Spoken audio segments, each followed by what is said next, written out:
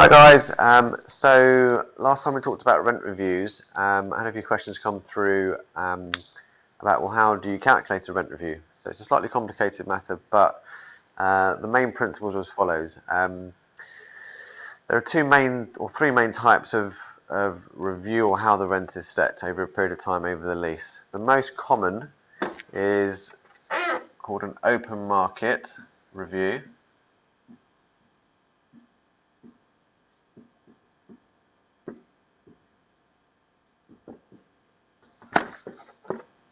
So that basically means we're taking comparables from the marketplace, seeing what other deals have been done around the time of the rent review, because the rent review is a fixed period in time, and that can be in the future slightly, it can be backdated, it can be at the time, but that's a fixed date. And we're comparing transactions such as rent reviews, lease renewals, open market lettings, arbitration awards, independent expert awards. And there's a hierarchy of evidence in terms of how much weight you apply to those kind of transactions.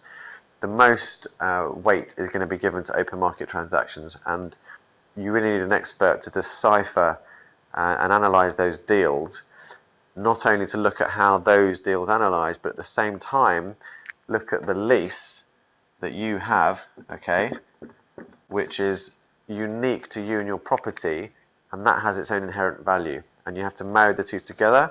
And an experienced surveyor, for example, will know how to extract either the best value from that scenario, if you're acting for a landlord, or as a tenant, they'll know how to mitigate any increase in cost because of all the right arguments and valuation considerations to be able to mitigate that. Okay, the next most common way of valuing a rent for review is some sort of indexing, and typically it's going to be RPI, so retail price index. So what happens is, over a period of the lease, you will either have time and money. You will either have an annual kicker, which goes up like that, or you might have, for example, say a 5-year period, sort of here, where the RPI is calculated, which then the new rent starts to become payable from there, something like that. There's normally a formula which is going to be specified in the lease. Sometimes there's an additional uplift on top of that, plus X%, but it's pretty much black and white. You can't really argue with it. You go to the retail price index on the statistics website, you do the calculation. You know, the base rent is basically the formula starting point or the previous rent, and you go from there. So you can't really, there's no wiggle room on both sides. They know what they're getting, subject to what inflation is doing effectively, and everybody's pretty clear that there shouldn't really be an argument there.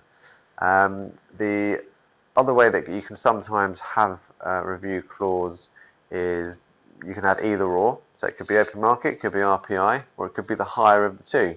So that's a way of kind of getting your belts and braces and having the best of both worlds if you're a landlord.